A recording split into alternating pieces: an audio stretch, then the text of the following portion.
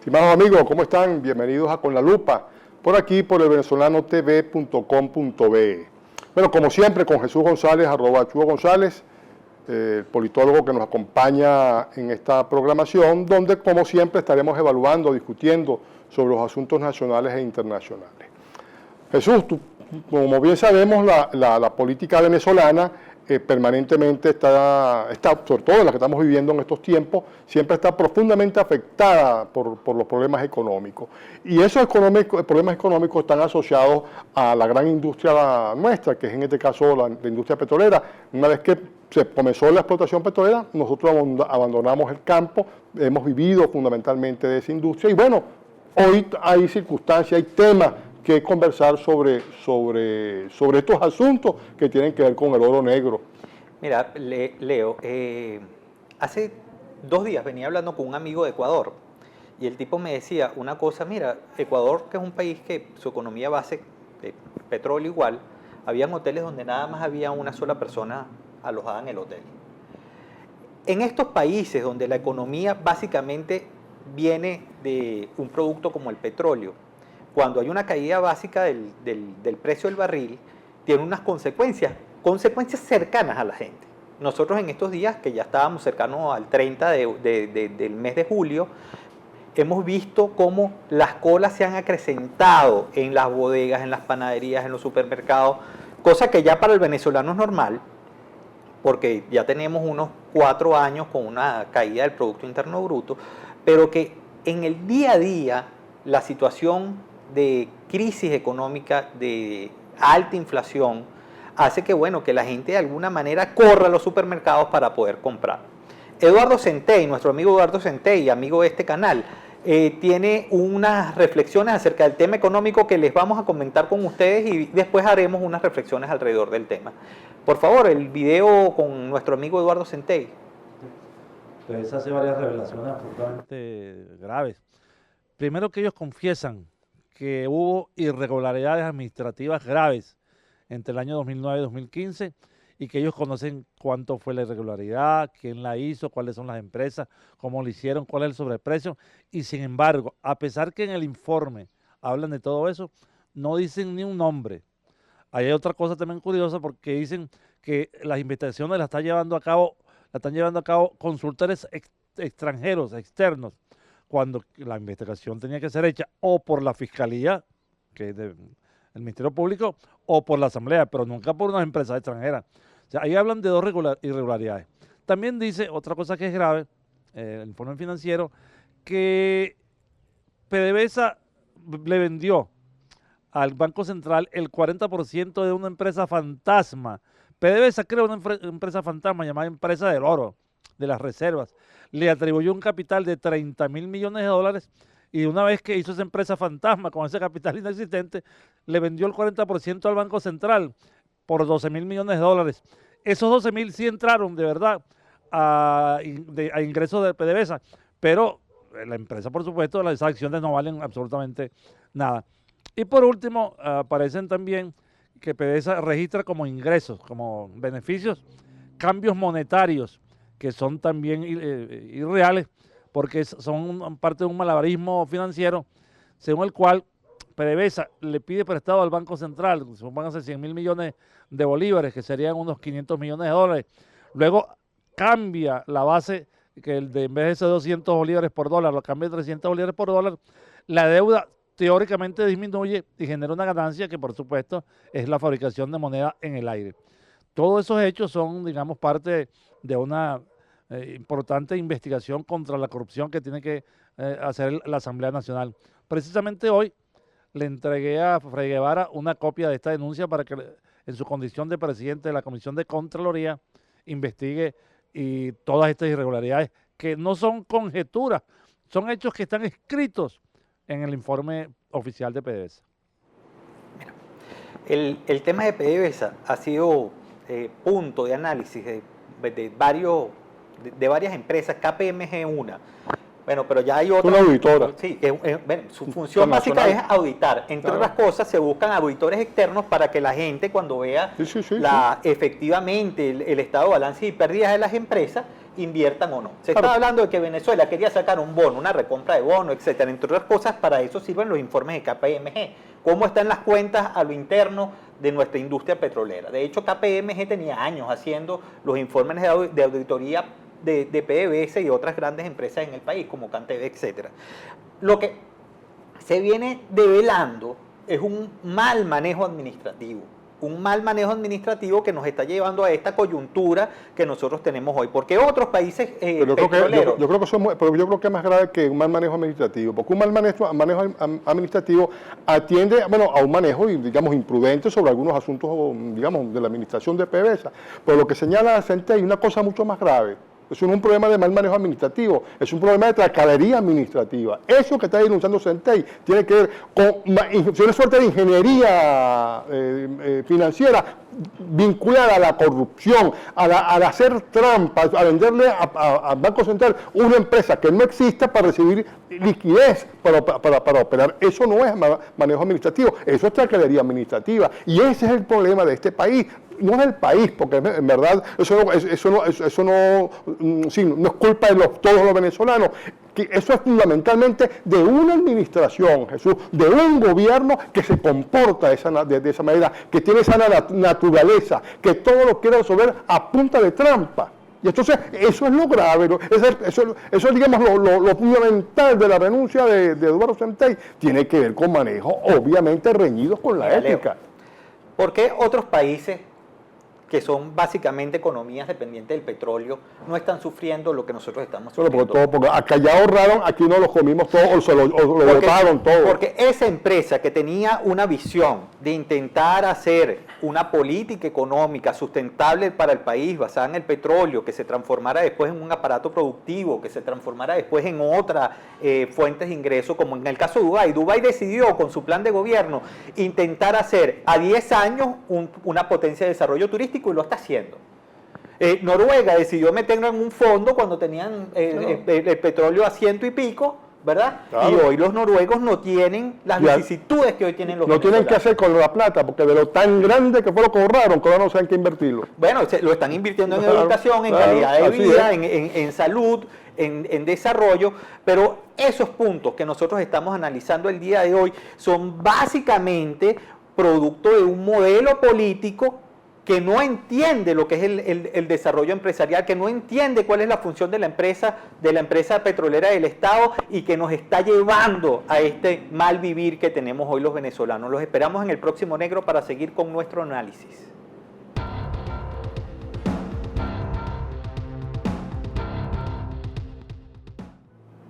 Bueno, Jesús, mientras vemos todo ese desorden que en materia petrolera hay, con esas denuncias que está haciendo Eduardo Centey, también saltan, como para variar los conflictos en el país, otros problemas de gran envergadura, porque por estos días también, y está planteado desde el 6 de diciembre pasado, al gobierno le ha resultado ser muy incómodo la presencia de una mayoría distinta a la mayoría oficialista en el Parlamento Nacional, es decir, en la Asamblea Nacional. Como ustedes todos saben, el 6 de diciembre se produjo un resultado que colocó a la oposición en mayoría en esa Asamblea Nacional con las dos terceras partes.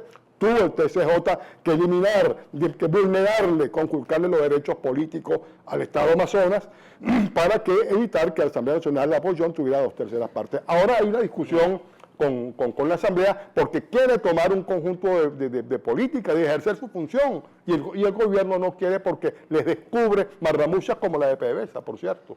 Que estamos hablando de la desinstitucionalización del Estado venezolano. El no aceptar los 112 diputados, porque evidentemente el gobierno ese golpe lo resentía. ¿Por qué? Porque, entre otras cosas, puede aprobar leyes orgánicas, puede reformular procesos como la ley del Banco Central, puede reformular procesos como...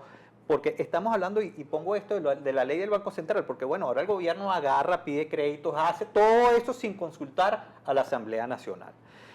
Estamos hablando de un Estado que no cree en la pluralidad, que no cree en el que piensa distinto, y que en estos primeros 6 meses del año hemos tenido evidentemente un conflicto de poder. Conflicto de poder que pasa con un primer punto por el desconocimiento de esos diputados de Amazonas que hoy deberían estar electos como 112 diputados y que efectivamente pueden hacer cosas.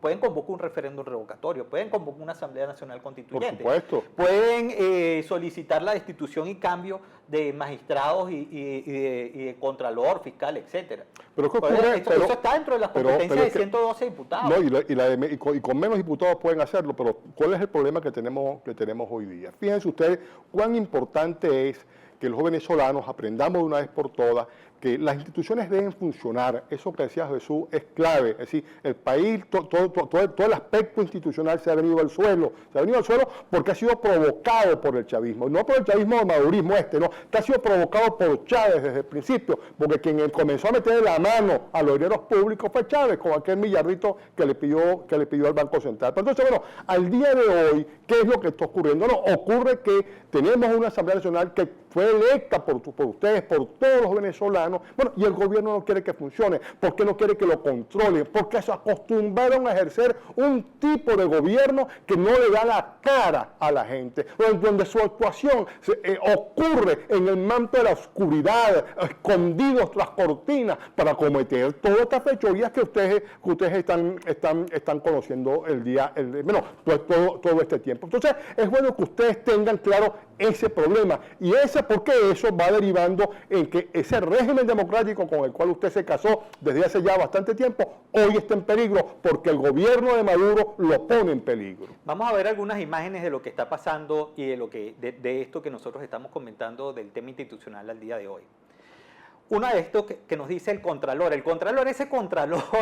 Ese contralor es una cosa cómica porque él habla de un nepotismo positivo, ¿no? Porque metió a toda la familia a trabajar en la Contraloría General. Es un vagabundo. Pero además de eso, ese mismo contralor, que no tiene las credenciales, por cierto, para estar ahí, de acuerdo a lo que dice nuestra Constitución y la ley, ese contralor habla de que existe una dificultad de gobernabilidad del país. Una gobernabilidad que al día de hoy está seriamente cuestionada, no por la función de la Asamblea Nacional, que es controlar, vigilar, qué se están haciendo con los recursos del país.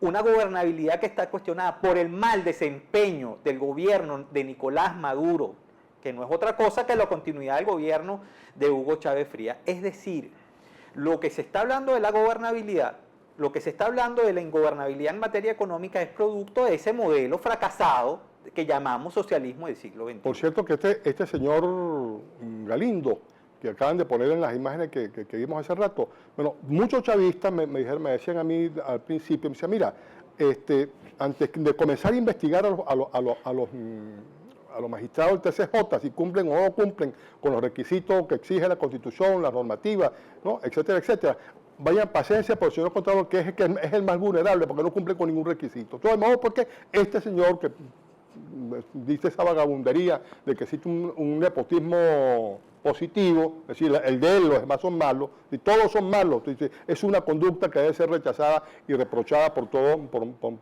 los venezolanos. Pero fíjense que en ese conflicto de poderes que señala Jesús, no solo está en la aparición de este señor que nadie conocía de su existencia, porque no controla a nadie, como el señor Galindo, aparece entonces ahora Nicolás Maduro en el desespero que tiene el país para proveerse dinero, tratando de amenazar a la Asamblea Nacional con quitarle los recursos y la asignación presupuestaria que aprueba la propia Asamblea Nacional para que el Estado funcione. Imagínense ustedes esa barbaridad. Mira, Galindo, que debería estar controlando el tema de corrupción. Por cierto, Galindo le hace el informe de KPMG y busque qué es lo que hay ahí de corrupción en PDVSA, que ya bastante se ha hablado. Ese señor Galindo, ese señor Nicolás Maduro, que intentan torpedear, lo que están es torpedeando la voluntad popular. Una voluntad popular que está manifiesta el día de hoy, que habla de que el 80 y pico, 85% ya rechaza al gobierno de Nicolás Maduro, que efectivamente la gente está pidiendo una solución de cambio institucional en el país. Es decir, el país en términos generales quiere la vía democrática, la vía participativa, la vía constitucional para intentar salir de esta crisis. Crisis que se está intentando cerrar y que el chavismo con este tipo de medidas está intentando radicalizar el proceso que tiene que ver con varias cosas. Yo me acordaba esta mañana de esas palabras de Nicolás Maduro con respecto a la Asamblea. Hay que buscar, o le puso ayer fecha, hay que intentar cambiar esa Asamblea Nacional, hay que desintegrar esa Asamblea Nacional. Claro, una de las maneras de desintegrarla es intentar quitarle los sueldos y salarios a los diputados. Pero la mejor manera... pero ya lo vienen haciendo por los hechos con el TCJ. Pero la mejor manera de que Maduro pueda resolver esa materia, de ver si efectivamente esa Asamblea Legislativa es legítima o no, en el caso de él no hay problema porque sabemos que su legitimidad está en el suelo, pero la mejor manera de proveer una salida al problema que estamos teniendo es mediante la conversación entre la oposición y el gobierno. Si lo que existe son dudas sobre quién es más legítimo que el otro, sobre a quién apoya más la sociedad venezolana, yo creo que lo mejor es que vayan los dos, la Asamblea Nacional y la Presidencia, a contarse. Vamos perfectamente a un revocatorio múltiple, un mega revocatorio donde vaya el Presidente de la República y vayan todos los parlamentarios. Ese es un reto que yo le pongo a Nicolás Maduro, que lo acepte, que convoque inmediatamente a un gran referendo revocatorio de parlamentarios y diputados y de presidentes. Hagan maletas de una vez, señor Nicolás, porque usted seguro que será revocado. Mira, Leo, el problema es más complejo, porque estamos hablando de lo que viene en la situación de cambio en el país y eso lo vamos a ver en el próximo negro.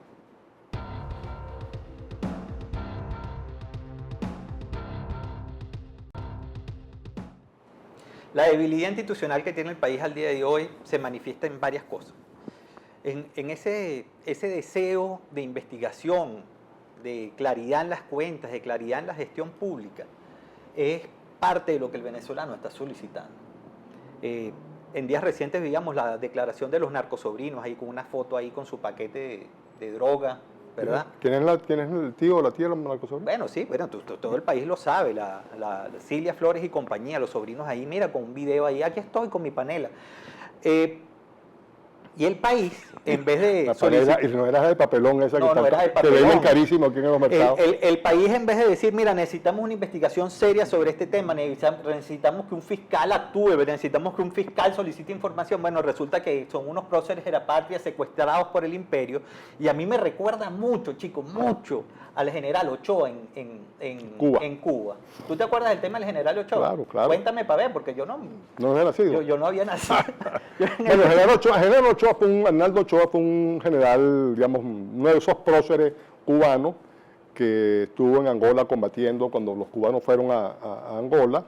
Y bueno, llegó a Cuba con un gran reconocimiento, un héroe de la patria, pero además no solo eso, el general Ochoa no simplemente era aparentemente un buen general, sino que además tenía un liderazgo bien importante en el seno de los militares cubanos y en la propia sociedad cubana.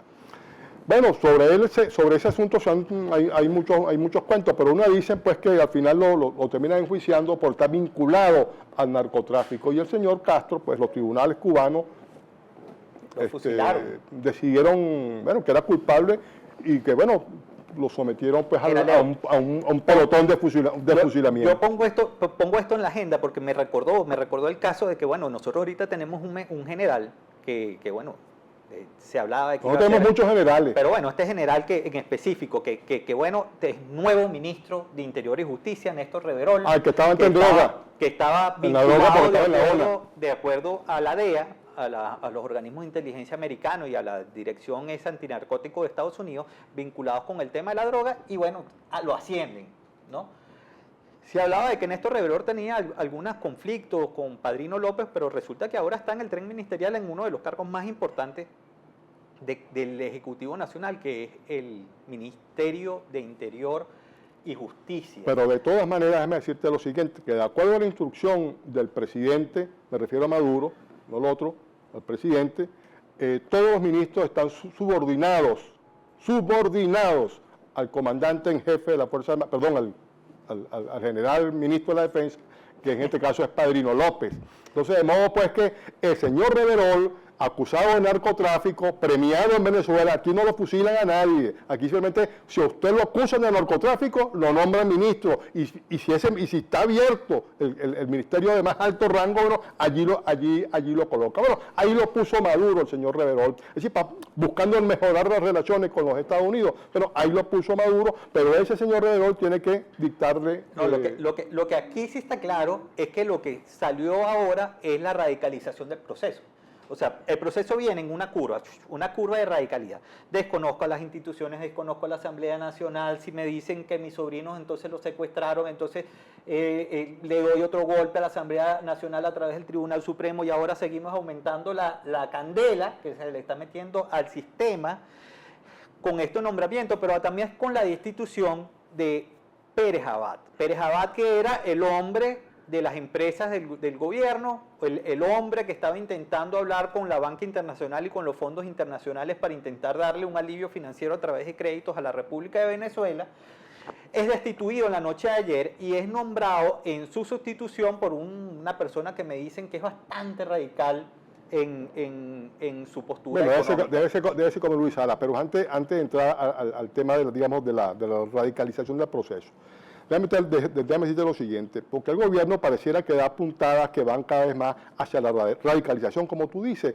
hacia tomar, digamos, postura mucho más dura con las demás instituciones. Bueno, Maduro sabe meter en un problema bien serio, ¿no?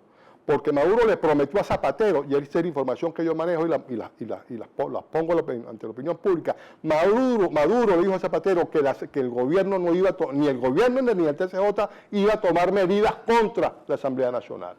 No, porque sí, esa es la postura que le vendió Maduro a Zapatero y cambia la postura, la visión que sobre Venezuela a ver en el mundo exterior va a ser bien seria, con lo cual se pone muy cerca de la activación de la Carta Democrática. Mira, Leo, pero no fue nada más el TCJ y Maduro los que hablaron del tema de la Asamblea. Hasta el Consejo Nacional Electoral, después que los organismos subalternos dieron carta de proclamación, totalización, etcétera, ahora dicen no, que eso no es legal, cosa que está al margen de la ley totalmente. Están radicalizando el proceso.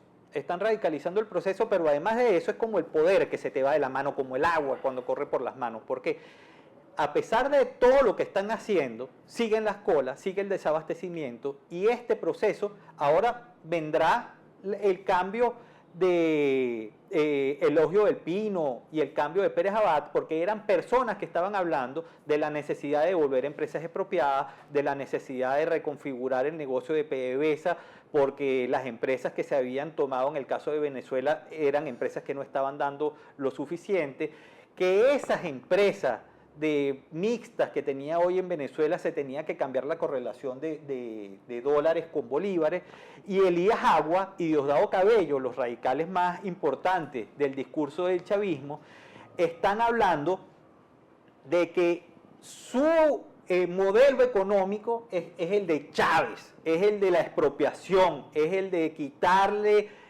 a la empresa privada la posibilidad de desarrollo. Y ese modelo, ya vimos los resultados que tiene al día de hoy. Claro, el problema es muy sencillo, es que, eso es lo que tú dices, es cierto, pero la gente que sabe del tema, como del Pino, que al final se percata de que efectivamente PDVSA no puede continuar haciendo, digamos, entre comillas, trabajando el tema petrolero y vendiendo papa, entre comillas, trabajando el tema petrolero y haciendo otro tipo de negociaciones. Entonces, que lo que está solicitando del Pino es, bueno, vamos a dedicarnos a las funciones por las cuales fue creada PDVSA, que es al negocio de la industria energética. Y los otros asuntos que los asuma quien corresponda. No puede PDVSA continuar haciendo lo otro, entre otras cosas, porque se acabaron los ñereñeres, se acabó el dinero. Entonces, de modo pues que esa política que está impulsando el señor Del Pino, bueno, le puede costar caro el cargo, pero está diciendo grandes verdades. Ha puesto medios a bolívares a que el señor Del Pino va a salir próximamente seguramente, la asamblea de su cargo como presidente de PDVSA. Muy poca. Tú decías que el problema es sencillo, yo creo que el problema es muy complejo para el tiempo que nosotros tenemos aquí en este programa, así que los esperamos en nuestra próxima edición de Con la Lupa para seguir analizando el tema del acontecer nacional. Gracias por estar aquí.